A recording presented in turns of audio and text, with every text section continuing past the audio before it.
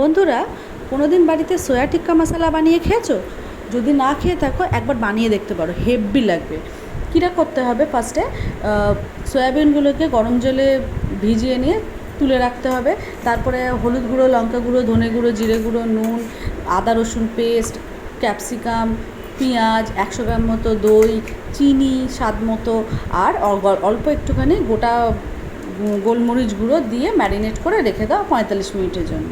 তো তার মধ্যে কী করবে, একটা প্যানের মধ্যে গোটা জিরে দেবো।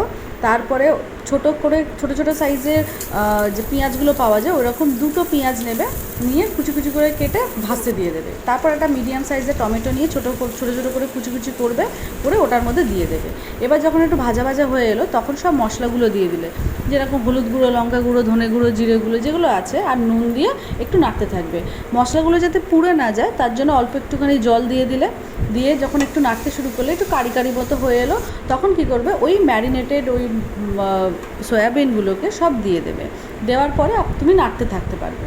নাড়তে নাড়তে যখন দেখবে একটু রং চেঞ্জ হয়ে আসে তখন কী করবে, 4টে মতো কাঁচা লঙ্কাকে ফাটিয়ে দিয়ে দিলে। তারপরে কী করবে, আমি যেমন এক চামচ মতো টমেটো সস দিয়েছিলাম, তারপর একটুখানি গোটা গরম মশলা গুঁড়ো দিলাম, আর একটু কাসুরি মেথি ছিল বাড়িতে, হাতের মধ্যে ঘষে নিয়ে দিয়ে দিলাম। ব্যাস, আমার সোয়া টিক্কা মশলা রেডি হয়ে গেছে। তোমরাও বানিয়ে বলো কেমন লাগলো। Thank you.